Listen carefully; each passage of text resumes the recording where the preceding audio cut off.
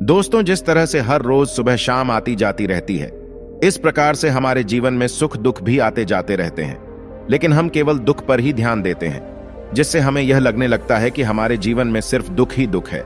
लेकिन असल में यदि वास्तविकता देखी जाए तो हमारे जीवन में सिर्फ एक ही दुख होता है, और अगर हम उसे दुख का पता लगा ले तब हम अपनी जिंदगी में हमेशा खुश रह सकते हैं। तो बस एक बार इस वीडियो को पूरा लास्ट तक देख लेना। यह वीडियो आपकी जिंदगी बदल देगी। एक बार भगवान बुद्ध अपने शिष्यों के साथ बैठकर उन्हें कुछ समझा रहे थे। इतने में ही वहां अजातशत्रु और पहुंचते हैं और बुद्ध से कहते हैं कि हे बुद्ध, जब से मैं तुम्हारा अनुयायी बना हूं तब से सभी लोग मेरे सीधेपन का बहुत फायदा उठाते हैं।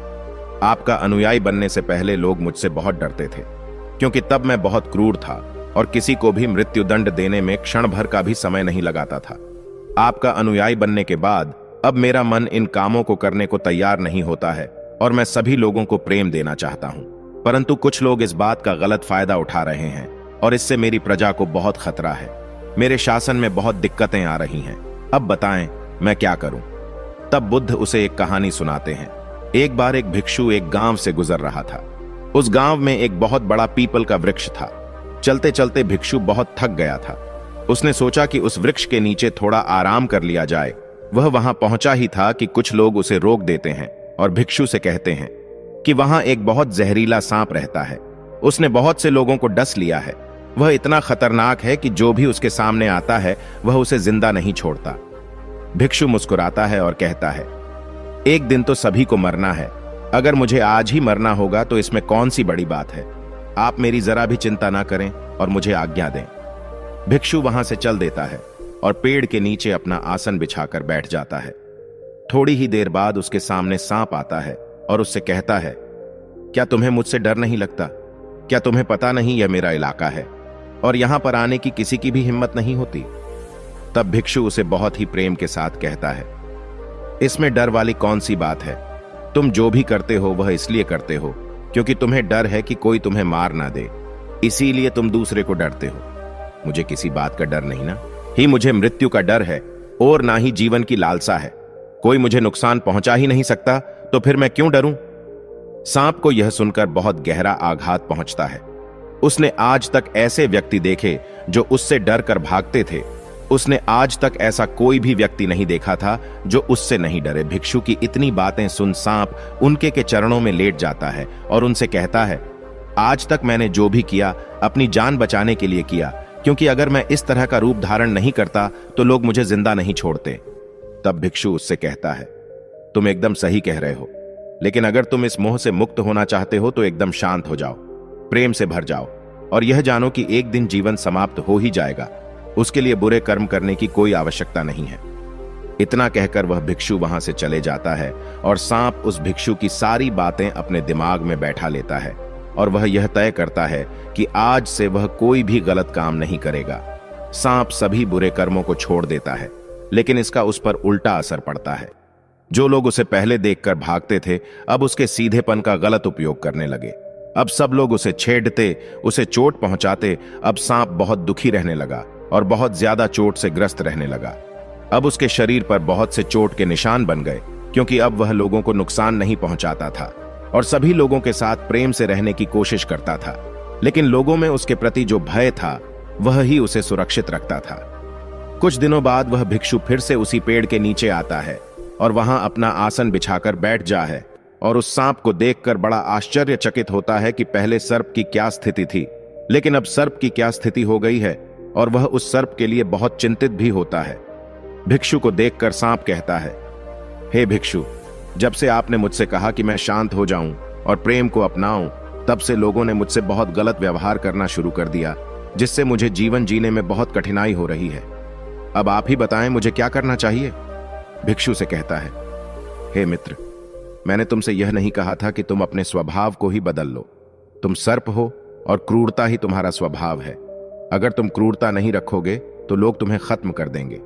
लेकिन इसका मतलब यह नहीं है कि तुम्हारे भीतर जो उद्देश्य है उसे गलत रखो।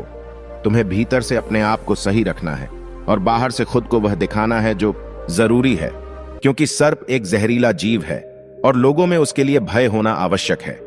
अगर लोगों के अंदर तुम्हारे लिए भय नहीं होगा तो लोग तुम्हें हानि ही पहुंचाएंगे, लेकिन तुम्हें भीतर से अपने आप को सही रखना चाहिए कि तुम्हें किसी को नुकसान नहीं पहुंचाना है, केवल अपना भय बनाए रखना है। गौतम बुद्ध कहते हैं, तो है अजात शत्रु। तुम इस कहानी से क्या समझे? तो इसका मतलब यही है कि तुम अपने स्वभाव को मत बदलो, तुम अपने आप को समझो। तुम अपने आप को प्रेम पूर्ण पाओगे तो अपने उद्देश्य को अच्छा पाओगे, फिर तुम्हें उससे खुशी मिलेगी, और जब तुम्हें खुशी मिलेगी तो तुम लोगों को खुशी दे सकोगे। और यहां इस बात की जरा भी जरूरत नहीं है कि तुम बाहर से लोगों को क्या दिखा रहे हो, जरूरत इस बात की है कि तुम भीतर से अपना उद्देश्य क्या रखते हो। इसीलिए सही समय का इंतजार करो। इन सब के बाद गौतम बुद्ध अपने शिष्यों के साथ एक गांव से दूर किसी बड्ढे नगर की तरफ जा रहे थे। वर्टिकल बार गर्मी के दिन थे और रास्ता भी बहुत लंबा था। वर्टिकल बार गौतम बुद्ध अपने शिष्यों सहित बहुत देर से चल रहे थे, जिस वजह से उन्हें बहुत प्यास लगती है। वर्टिकल बार वहां से कुछ ही दूरी पर बरगद के वृक्ष की एक घनी छांव थी। सभी लोग उस वृक्ष के पास पहुंच जाते हैं। महात्मा बुद्ध अपने शिष्यों सहित वृक्ष की घनी छाया के नीचे विश्राम करने लगते हैं। वर्टिकल बार बहुत देर से चलने की वजह से सभी का गला प्यास से सूख रहा था। वर्टिकल बार यह बात बुद्ध जानते थे। बुद्ध ने अपने एक शिष्य को कहा, आप इस बरगद की छाया से 20 कदम दूर जाकर बरगद की 2 बार परिक्रमा करके वापस आओ। वर्टिकल बार शिष्य वैसा ही करता है जैसा बुद्ध ने बताया। वर्टिकल बार परिक्रमा के बाद जब शिष्य महात्मा बुद्ध के पास आया तो बुद्ध बोले कि क्या आपको किसी ठंडी हवा का अनुभव हुआ था? वर्टिकल बार शिष्य बोला, हाँ महात्मा बुद्ध, उस उत्तर दिशा की तरफ से मुझे कुछ ठंडी हवा की अनुभव हुआ था। वर्टिकल बार शिष्य की यह बात सुन महात्मा बुद्ध शिष्य से तुरंत बोले कि उसी दिशा में चले जाओ, जरूर वहां से कुछ ही दूर पर एक तालाब अवश्य मिलेगा। वर्टिकल बार, उस तालाब से सबके लिए पानी ले आओ। वर्टिकल बार शिष्य उसी दिशा में जब कुछ दूर जाता है तो वहां सच में एक तालाब होता है।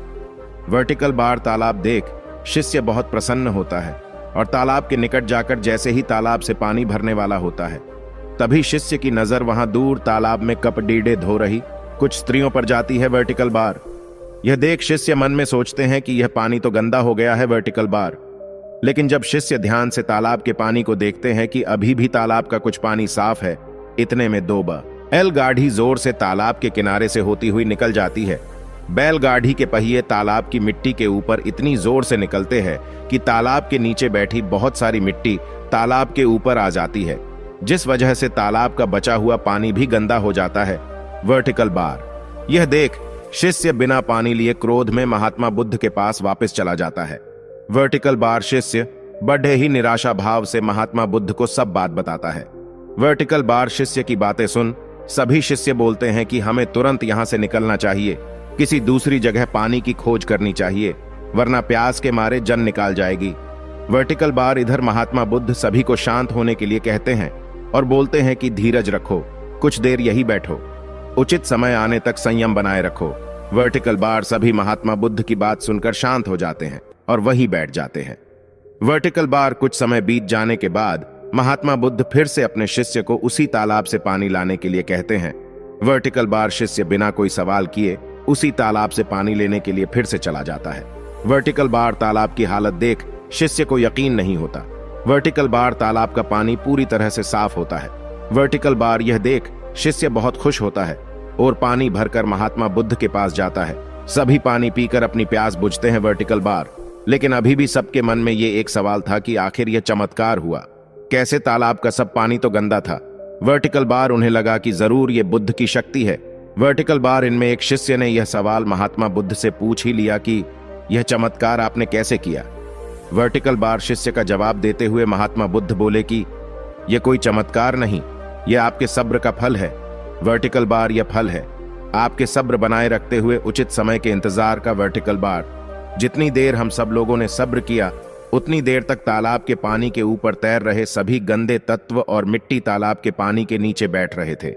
वर्टिकल बार फिर कुछ देर बाद शिष्य जब वहां तालाब के पास पहुंचा तब तक सब दूषित कण नीचे बैठ चुके थे, जिस वजह से तालाब का पानी पहले की तरह साफ हो चुका था तथा तालाब साफ दिखाई दे रहा था। वर्टिकल बार यदि उस समय आप लोगों ने सब्र न किया होता, धैर्य न रखा होता, तो आप सब इतनी गर्मी में पानी की खोज में प्यासे रहकर शायद अब तक मृत्यु को प्राप्त हो गए होते, क्योंकि यहां से अगला कोई तालाब है या नहीं, और होगा भी तो क्या उसका पानी साफ होगा या नहीं। इन सब कारणों से आप कभी प्यास न बुझा पाते और प्यास से मर जाते। वर्टिकल बार फिर इतना बोलने के बाद महात्मा बुद्ध शिष्यों को एक सीख देते हुए कहते हैं कि जैसी अतिथि हम लोगों के समक्ष आज आई है, वैसी ही स्थिति और मुश्किल दौर जिंदगी के हर मोड़ पर आएंगे। तब उस समय भी आपको ऐसे ही संयम बनाए रखना होगा और अपने विवेक से काम लेते हुए ही आपको एक उचित फैसले के साथ सही नतीजे पर पहुंचना होगा। वर्टिकल बार, हर मुश्किल दौर में सब्र रखते हुए ऐसे ही शांत मन से ही कोई फैसला लेना चाहिए जिसका आपके और दूसरों के लिए अच्छा हो। वर्टिकल बार, क्योंकि ऐसी स्थितियों में लोग अक्सर गुस्से में आकर अपना सब्र खो देते हैं और गुस्से तथा जल्दबाजी में गलत काम और फैसला कर बैठते हैं, जिसका बुरा परिणाम उनको भविष्य में देखने को मिलता है, जिसमें खुद का नुकसान अधिक होता है। वर्टिकल बार, कुछ परिस्थितियां जीवन में ऐसी होती है जहां हमें सब्र बनाए रखते हुए उचित समय का इंतजार करना होता है, लेकिन लोग अक्सर यहीं पर अपना सब्र खो देते हैं और उचित समय आने का इंतजार नहीं करते, जिस वजह से उनको आगे चलकर दुख और मुश्किलों का सामना करना पड़ी देता है। वर्टिकल बार हमरे द्वारा लिया गया आज का फैसला हमरे आने वाले कल की खुशी और दुख को निश्चित करता है। आज की इस वीडियो से हमें अपने जीवन में बहुत कुछ सीखने को मिलता है। हमें अपने जीवन की उन अनमोल बातों और ज्ञान का बोध होता है जो हमें हमारे जीवन में बहुत काम आती है। अक्सर इंसान जिंदगी में आने वाली परेशानियों के बारे सुनकर बहुत परेशान हो जाता है, तो ऐसे में हमें ऐसी कहानी से बहुत कुछ ज्ञानवर्धक बातें सीखने को मिलती है जो जीवन की मुश्किलों का सामना करने की ताकत देती, इंसान के मन में एक नकारात्मक ऊर्जा का संचार करती है, जो मन में बनने वाली नकारात्मक ऊर्जा को खत्म कर इंसान को सही राह की तरफ अग्रसर करती है। आज की इस वीडियो में बस इतना ही। आशा करता हूं कि आपको इस कहानी से एक अच्छी और प्रेरक सीख मिली होगी।